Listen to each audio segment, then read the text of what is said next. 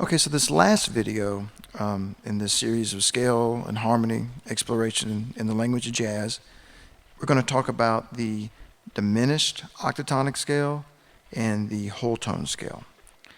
These are the other two scales you see quite a bit that make up the harmony of the jazz language. So let's start first with the idea of the octatonic diminished scale. Let's talk about those words, what they mean, and an easy way that we can see this on the fretboard. So let's just start like on one string.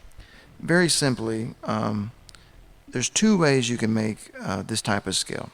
One is with a pattern of half steps, then whole step, then half step, then whole step, then half step, then whole step. Let's just do that on a C note going up one string on the fretboard. So let's start on the C, move up a half step, then a whole step, half step, whole step, half step, whole step, half step, then a whole step. You'll notice that makes up 8 different note names between C to C. That's where we get the name octatonic from. 8 different notes, octatonic. Now the diminished scale part comes from the fact that on every other note, we get a note that's 3 frets apart, or 3 half steps apart, and that builds this diminished 7th chord. So that's where the diminished name comes from, this octatonic diminished scale.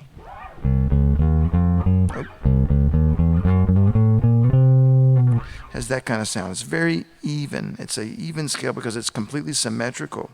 Now, if we were to start like on the second note of that scale, we would end up with a whole half pattern. So a whole step, half step, whole step, half step, whole step, half step, whole step, half step. And that's the only like transposition or mode of that scale. And if you take another look at this scale, another way you could see this as basically as a C diminished 7 arpeggio and a C sharp diminished arpeggio. And those two sounds and those 8 notes make up the entire scale. So now let's put it in a fingering that we can really use much easier.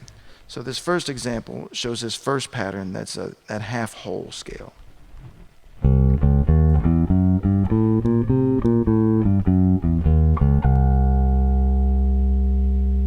And then we can go a fret up and do the whole half scale.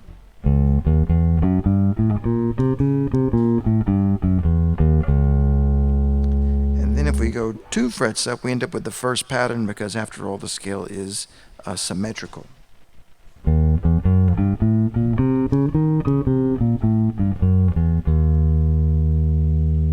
And then back to the whole half on the next note, that pattern.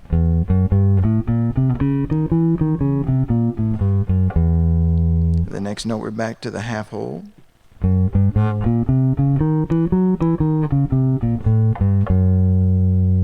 And then back to the whole half again.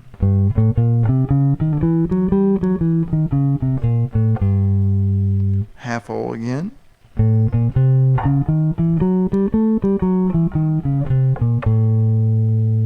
Then whole half.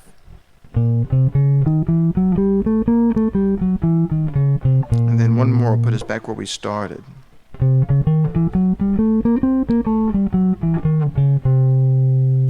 So the goal that you want to gain on this skill is basically seeing that those 2 patterns alternate as they go up one note in the scale, and you can see all those notes start to overlap on the fretboard in that same scale family.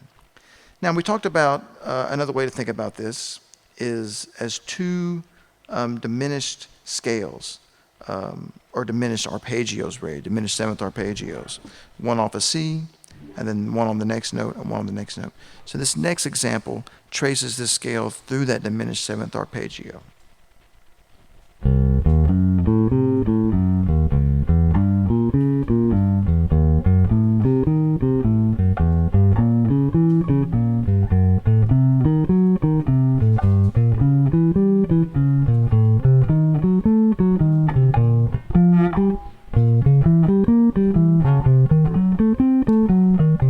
And so forth. You can keep that pattern just continually going up. And you know, it's easy enough because it's one arpeggio pattern, and then you just slide up to the next note on that string. So if you keep your eyes moving forward and you can trace that scale pattern as we did in the very beginning of the video, you'll be able to grasp that one really quick with just one finger pattern for that diminished seventh arpeggio.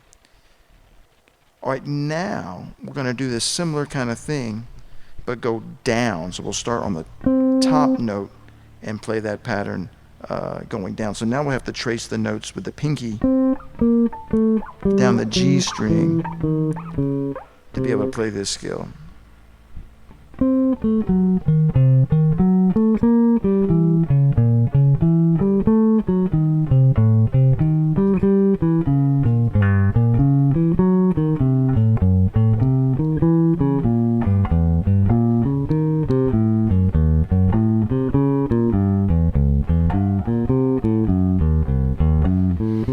So like that one. That was a little tougher because usually our mentality is to start like on a low note when we practice scales and arpeggios, but starting on like the top note can give us a little more difficulty, so we have to spend more time on practicing on that.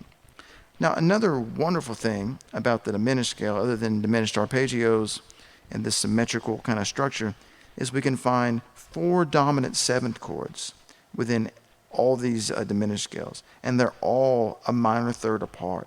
So this first one we can find is the C7 chord. We can go up a minor third to E flat, then up to F sharp, then to A, and to C. So in this example, we just basically go all the way up and all the way down in this pattern.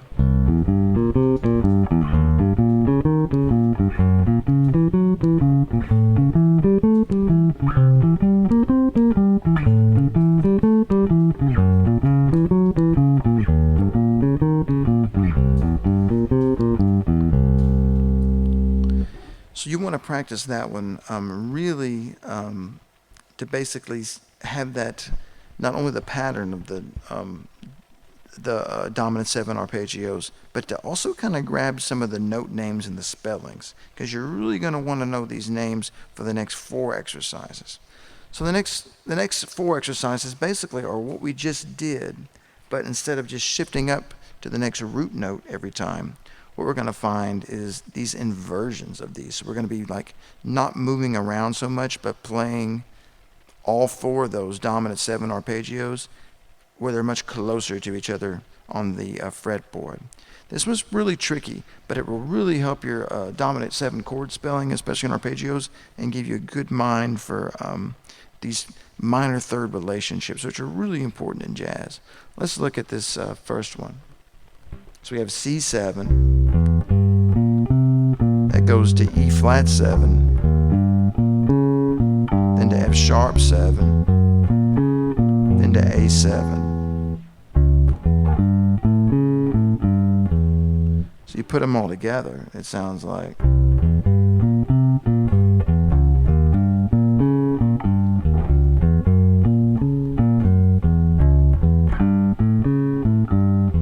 Has this nice kind of flowy thing, you know, you can kind of hear that one diminished sound or color among all those. That's kind of what you want to strive for when you practice it. Just the right notes, but just where you can really walk away and still hear that timbre, that kind of color in that scale.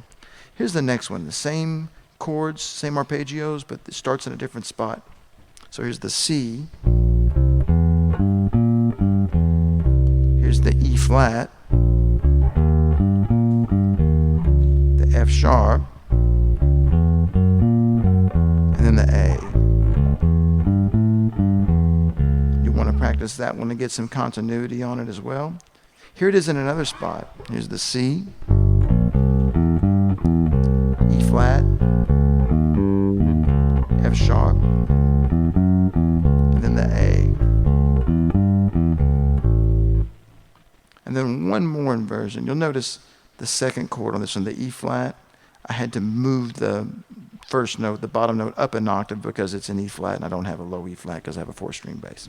So here we go. Here's this one. Here's the C, E flat, F sharp, and then A7.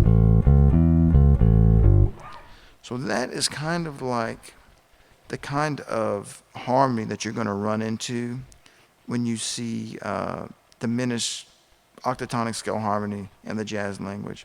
Another pseudonym or chord symbol that you may see when you encounter this language is a 13 chord with an altered 9, like 13 flat 9, 13 sharp 9. That chord symbol literally means it's part of some kind of like octatonic diminished language. So when you see those kinds of things in jazz, harmony and scales are kind of like intertwined. The scales are the chords and the chords are the scales. So, a lot of times we may have more than one choice of scale to fit over a chord, but most times people are going to be really specific about what those alterations are on those chords so you know exactly what scale they're describing. Okay, another common scale you see in jazz language is the whole tone scale. So this is another symmetrical scale, but instead of this pattern of half steps and whole steps, or whole steps and half steps, we just have straight whole steps.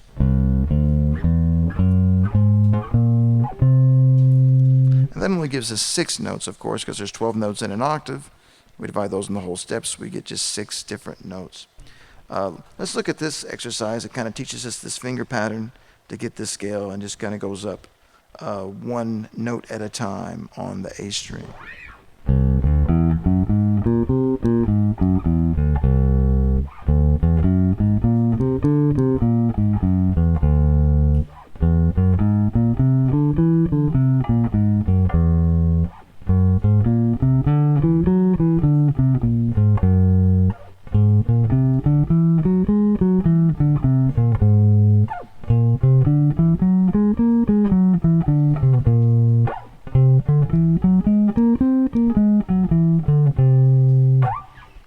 So that's definitely a different sound. It's a kind of like a mysterious kind of sound.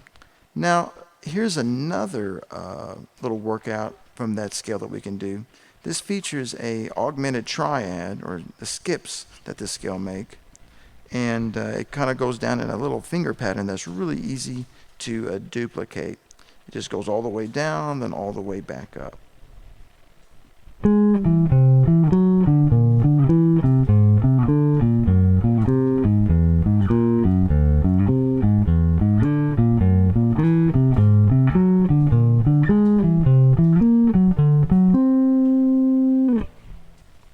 So that is a really useful thing. You hear that gesture a lot. And a lot of different kind of variations in that whole tone kind of sound in jazz.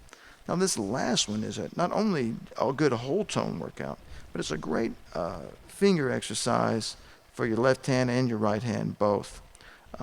So basically what you have is you have a series of these major thirds, or this augmented arpeggio over 4 strings, and then it shifts to a set of descending tritones. So that first measure. Now one option for coming back down, on the way up I alternate the index and the middle finger on the right hand, but on the way down I tend to rake like the last 3 notes, or just play with the same finger and just continue the momentum of the finger like that. So altogether, this one is going to look like this.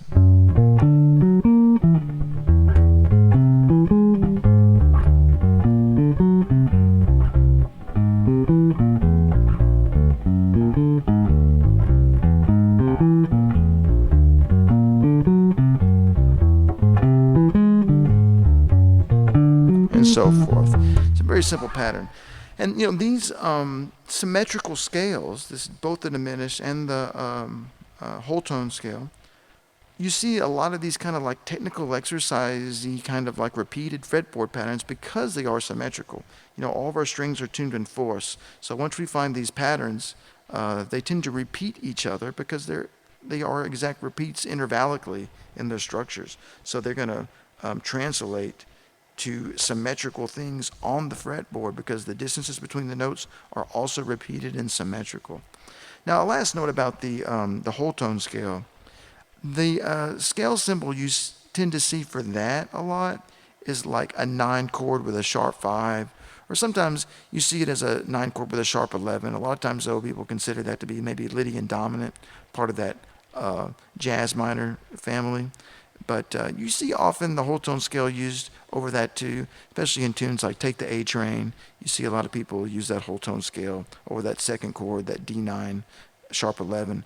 But if it's a D9 or a 9 chord with a sharp 5, it is absolutely going to be the whole tone scale. That's what they're wanting there. So practice these last two scale families. They're kind of like the last two big sounds that you hear in jazz, and get them in your ear.